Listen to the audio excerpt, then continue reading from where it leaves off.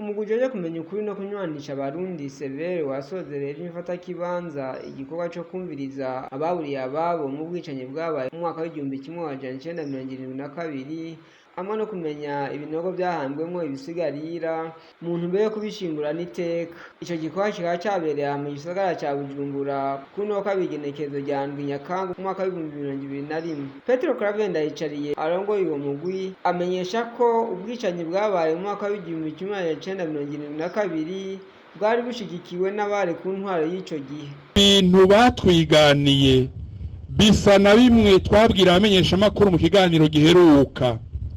Ivyagumye bigaruka kukaba yuko inzego z'igihugu na gisirikare, abo mu ntwaro, abakozi bo mwigerendereza Sûreté Nationale, abo muri parquet, abari barongoye umugambwe Iprona, ugwaruka rwa JRR rwegukira umugambwe, eka bari bafise ubutegetsi, aribo bari kwisonga mu gufata abantu cane cane abo mu bwoko bw'abahutu, mu kubaboha no mu kubica, kandi abaronderwa cane bakaba barabize n'abandi bafise ubuzima bwisununuye. Muri abo twumvirije hari abatubwiye bati muri ajya mezi atoroshe ku gihugu, umuntu afise ubutegetsi wese yakora ico yifuza.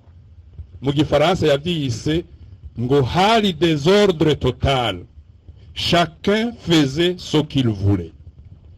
Ivyo twabikuye mu bategetsi ba kera bamaze kuza kongorera severe ivyo babonye. Petero Claver Ndayicariye yongeye avuga ko ibitigiri by'abishwe aha mu gisagara ca Bujumbura bizomenyekana muri rusansuma yimirije imbere y'uko uyu mwaka urangira. Yuko uyu mwaka uhera, severe izotegura rusansuma mu gihugu cose ruzofasha kumenya no kwereka inzego z'igihugu abishwe canke bagiye mazi mayongo mu rwimo rutandukanye igihugu caciyemwo. Mu nyumve neza, mu rwimo rutandukanye igihugu caciyemwo.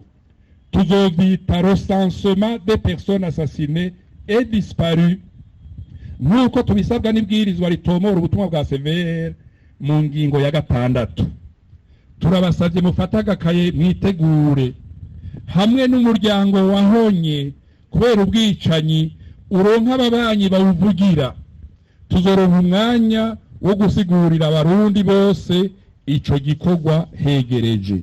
Nayo waserukiye leta muri ivyo birori Sirake Nshimirimana, icegera ca mbere c'umukuru w'inama nkenguzamateka, yamenyesheje abaraho ko hakwiye kubaho izina ribereye ku mabi yabaye mu gihugu cacu c'u Burundi. Inzego z'igihugu ndetse n'ibwirizwa rishiraho umugwi wo kumenya ukuri no kunywanisha abarundi risaba kwita izina ribereye aya mabi twaciyemwo.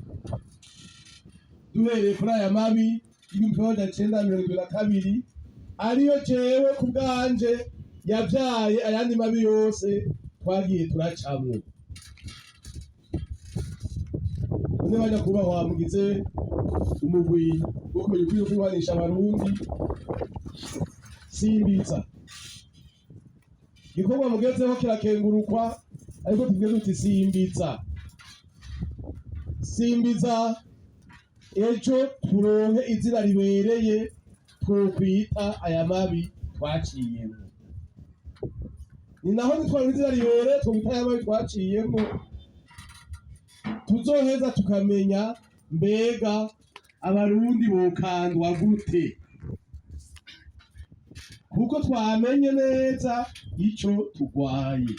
Yarangije asaba abakoze ayo mabi gusaba nyabuna ikigongwe abayakorewe, nayo abakorewe ubwo bwicanyi nabo bagatanga imbabazi kugira bikunde tubane mu mahoro.